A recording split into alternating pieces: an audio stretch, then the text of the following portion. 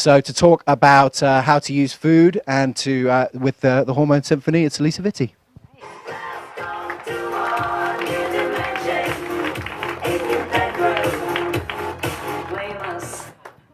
You know, now I'm regretting picking that song.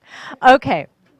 Hi, I'm Alisa Vitti. I'm a coach and an integrative nutritionist, and I am a passionate ambassador of periods and hormones and getting women to interact with their hormonal conversation, becoming more sensitized to the changes that their body is sharing with them, and learning how to, navigate that with diet and lifestyle. And I get around as much as I can. I made a little TV history on Dr. Oz and showed simulated menstruation. It was the most controversial segment that ever got pitched to them, and half of the producers were like, we can't. And the other half were like, well, we talked about poop, so we have to talk about periods. I mean, I can't believe they're in the same category, but whatever.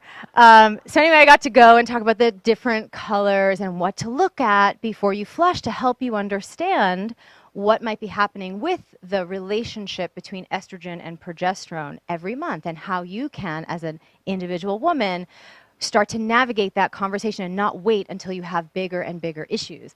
And I write for a bunch of publications. I'm really proud to be on the Health Advisory Board for Yahoo Health. I pen their Hormone Whisperer column. I talk about hormones and periods and everything as much as humanly possible. I do ovaries all day long. I love it. My book, Woman Code, I wrote it 3 years ago. Dr. Northrup graced me with a beautiful introduction, and it has been ranked in the top 50 of women's health books of all times, and I'm really proud that women are reading it and taking charge of their health each and every day. What I built, so I had a practice in the city for 10 years, and then 4 years ago I was just overwhelmed. I had women from different time zones and geographic regions reaching out to me saying, can you work with me, can you work with me? And I was running out of bandwidth and hours in the day to reach all of them.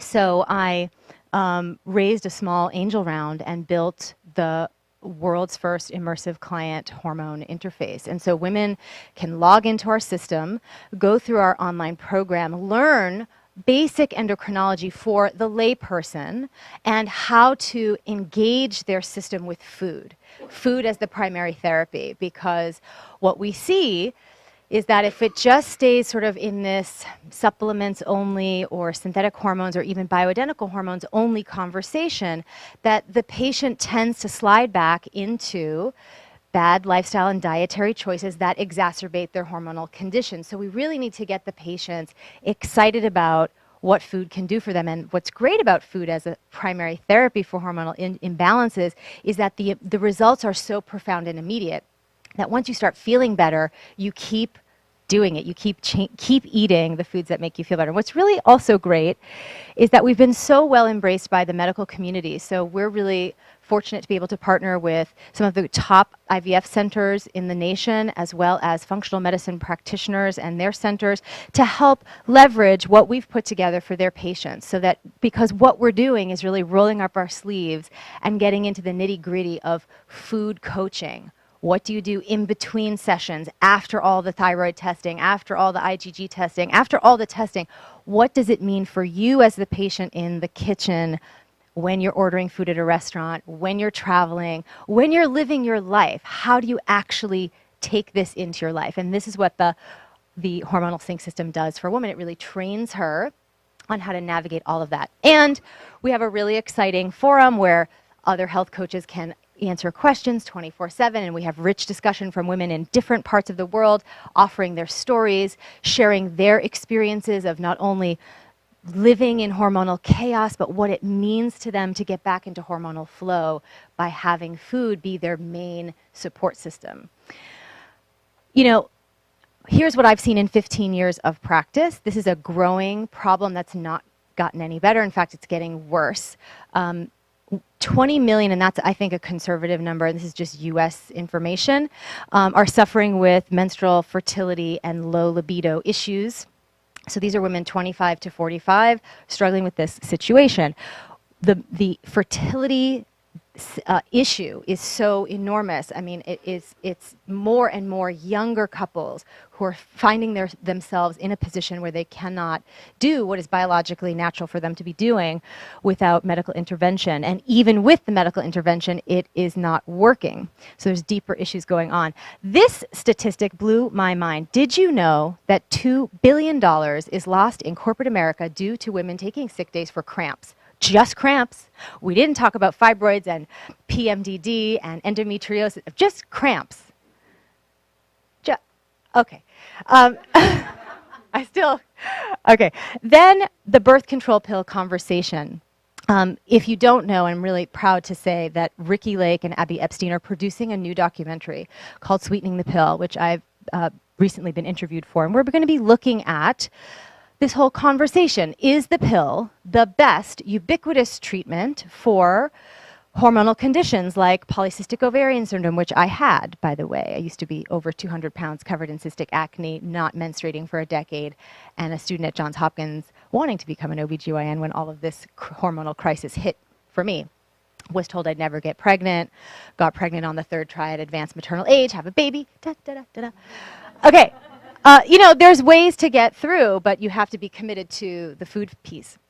But this conversation about birth control pills is really concerning to me because it's a mask for the symptoms. You're shutting down the hypothalamic pituitary ovarian conversation with these medications, and the body kind of goes into this, dormancy around these symptoms, and then a woman wants to go off of them to get pregnant, or she decides, I'm just tired of taking medications. We have this growing population of young women who are, reading all of these amazing sites like Mind, Body, Green, Yahoo Health, and they're doing yoga, they're meditating, they're drinking juice, and they're like, this is out of integrity with my personal values that I'm on this kind of medication. So they go off, or they're afraid to go off because they know their symptoms are going to come back and bite them. And so we have a whole birth control rehab program that we do for women to help them go off without having the acne and the bloating and the mood swings come back, so that they feel confident to wean off that medication, of course, with their physicians monitoring. But I also think the bigger issue is that we have not studied what the long-term effects of placing teenage girls at 12 and 13 and 15 on birth control pills and letting them remain on that pill for 10 to 15 to 20 years on their fertility, on all sorts of things. And I'm not a betting woman, but if I were, I would say that if we did do a study about it, that there would be a lot of research that would show that this is not the best way to go. And in fact, women in our generation, if you have children, if you have daughters, or if you're in a position to influence mothers in your practice and their teen daughters, please have a conversation with them about other choices, that food is the best way that they could start navigating their daughter's excess estrogen, as opposed to just putting them on the pill. But of course, that's a conversation that needs to be had earlier and earlier, because by the time the kid's a teenager, she doesn't want to listen to you anyway.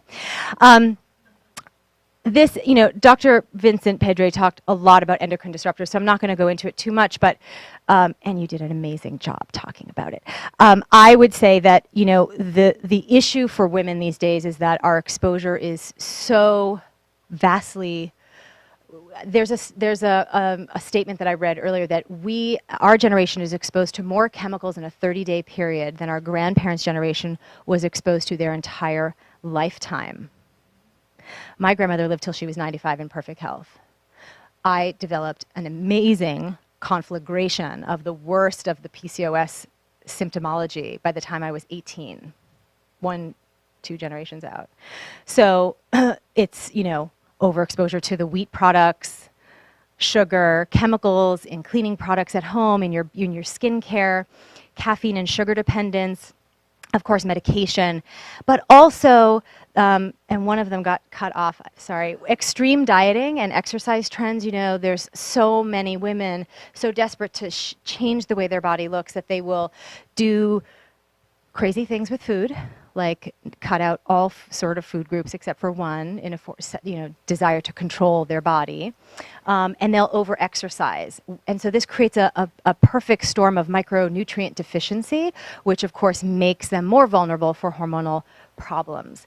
And then what got cut off was sort of this sleep crisis and stress crisis that we're all in. I just sleep trained my daughter. Anybody has ever done that? Oh my God, I can't believe I waited so long. So she's 1, and I was, just nursing her all night long, and I thought that was probably in her best interest. But no, in fact, I watched during the sleep training process her go into her natural cortisol down regulation cycles and fall asleep, no problem. And I thought, this is even more important for adults to not lose track of the fact that we do all operate in all of our organs within the endocrine system on circadian patterns, and we need to adhere to them 80% of the time, because 20% of the time you got to go party. But 80% of the time you can do it because you're not out partying all the time. One thing I love talking about, I wish I could make t-shirts, I want you to talk about it more, is that 10 years ago, the National Institute of Health came out with a really important study called the Biocycle study, which linked PMS. You know that thing we joke about, like, oh, don't talk to me right now. I'm in that time of the month. If untreated for a decade or more, can increase the likelihood of the diseases of inflammation, the big 4. Diabetes, heart disease, cancer, dementia. I don't think that's funny. And I think if more women knew that their PMS was going to set them up for a postmenopausal aging situation where they would be more vulnerable to this kind of inflammation, I think they would make very different choices in their 20s and their 30s. I think they would think about, gee, let me get off the pill. Let me start to address the root causes of my symptoms and really get on top of this. I think they would. We get extraordinary results for women because we really work with them in their everyday lives. We really roll up our sleeves and we really help them navigate how this works with food. So Emily is a great example. She had 2 periods a month, so she was presenting with subclinical thyroid issues, and we did not necessarily treat her for her thyroid issues. We obviously refer out to plenty of practitioners who, again, we have such a great relationship with functional doctors because they like to send people for us for the food, and we like to send people to them for tests and all of the medications that they need. But when it came to her results, she was able to regulate her cycle, get off of birth control, get off of the naproxen, and of course get her life back so she could go and do the acting, stuff that she was doing. Lisa was our fertility, sort of a great example of our fertility clients. She was going into her 2nd pregnancy. Her 1st pregnancy because she had PCOS, multiple failed rounds of IVF, finally got pregnant, but all of the synthetic hormone stimulation she received set her up to have, postpartum depression after that 1st pregnancy. And her son was showing some ADHD, and so she really wanted to do everything she could to make the 2nd pregnancy a completely different story. So she came to us, prepped her body for 6 months, boosted her micronutrient levels, ate according to the 4 phases that we talk about, and she was able to, on the 2nd try, get pregnant without IVF, carry a very healthy pregnancy, 2nd child, very different cognitively and behaviorally from the 1st child, and she, of course, did not have postpartum depression at all. So a great example of what just food can do for a woman to really put her in the driver's seat of her body. And Fran is someone who is in our perimenopausal conversation. She was dealing with low libido, vaginal dryness, was on vaginal suppositories and other HRT, and it wasn't doing anything for her. And she was as fit as you could hope to be at 48. She was a professional amateur, I don't know what you call it, pro-am ballroom dancer, amazing body. And to look at her, you would think everything was hot, and it was not. And so again, getting her to change her diet, to really look at, and we're going to go through the steps of how the protocol works in a moment. 3 months is our average turnaround time for symptoms to no symptoms.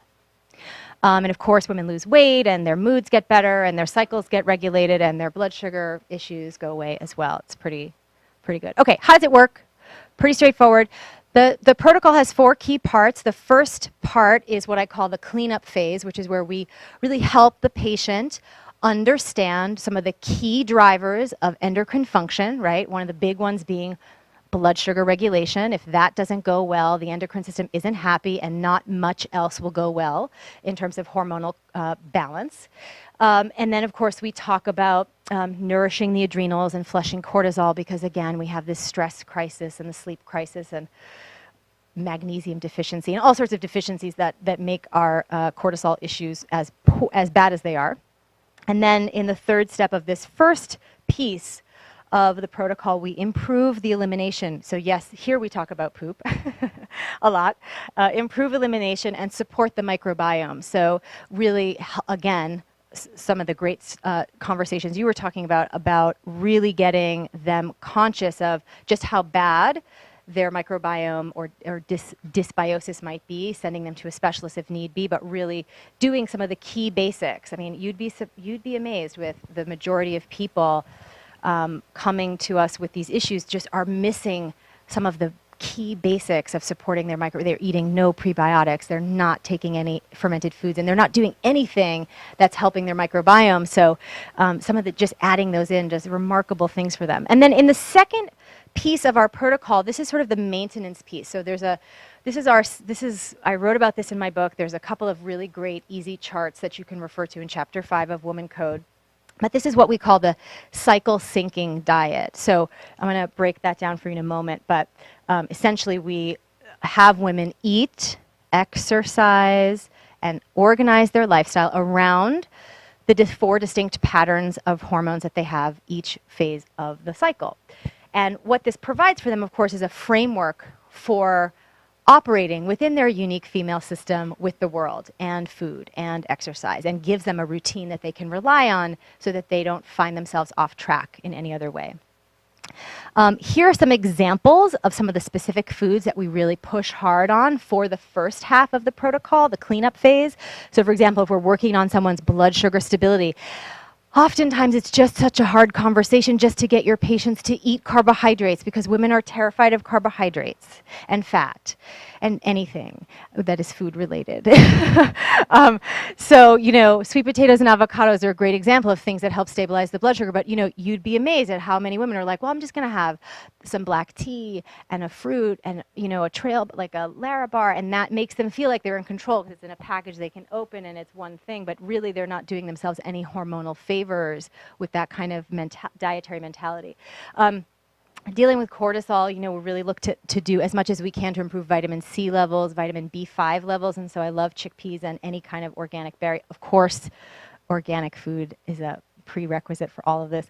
Detoxification. For me, this is really how can we restore enough levels of micronutrients that the liver needs in-house to go through its phases of detoxification, because so many women are deficient. They're drinking so much coffee. They're under so much stress. Their bodies are, and they're dieting, over-exercising. They're so depleted in the minerals and vitamins that their livers need to actually do the estrogen metabolic job that we just need to kind of boost those things. So Brazil nuts are great for selenium. Eggs, wonderful. Can't say enough about eggs.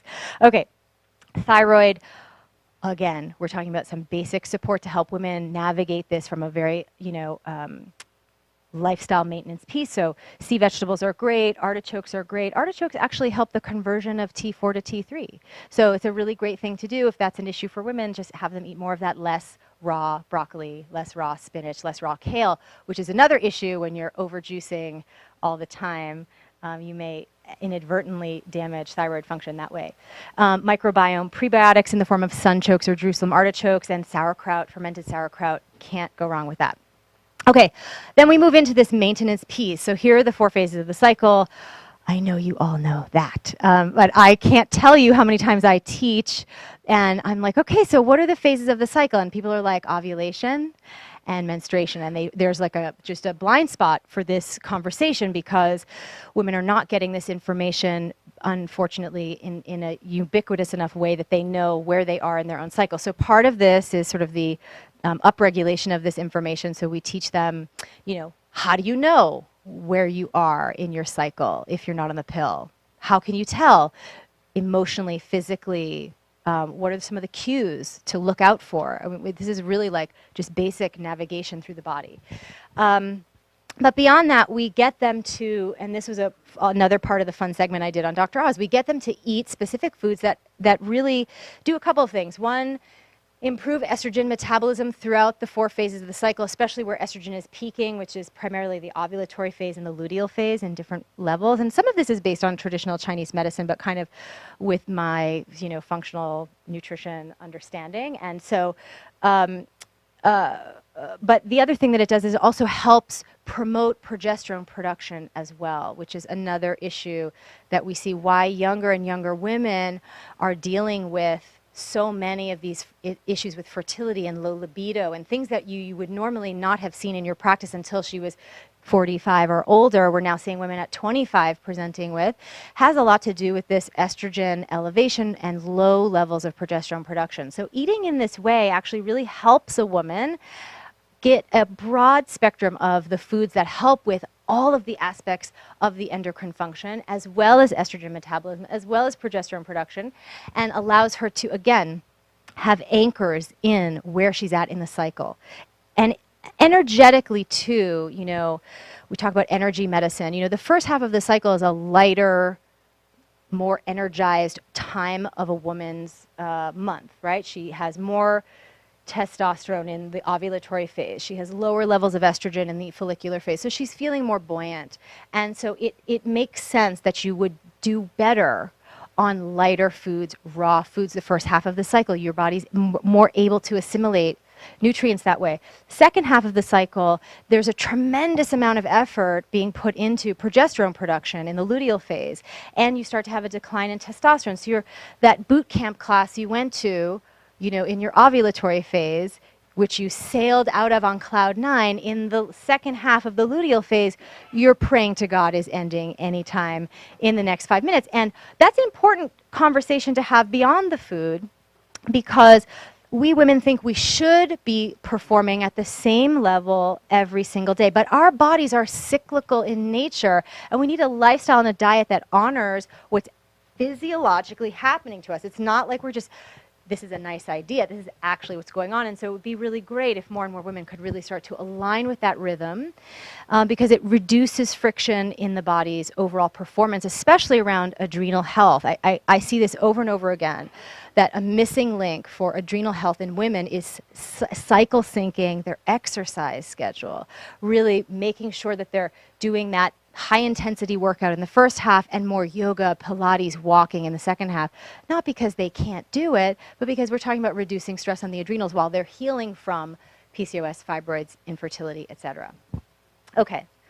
Right. All right. Some superfood strategies in case you're coming across patients who need some extra support. I can't stress cooked dark leafy greens enough for period problems. The magnesium in these vegetables does wonders, but also sweet root vegetables, carrots and sweet potatoes and squash. I mean, it's the fall, and that pumpkin chai latte girl joke is going around. So, find a way. We do great recipes on the blog around, smoothies and things that incorporate these foods. But really getting that vitamin A in so that the liver can metabolize estrogen is so important.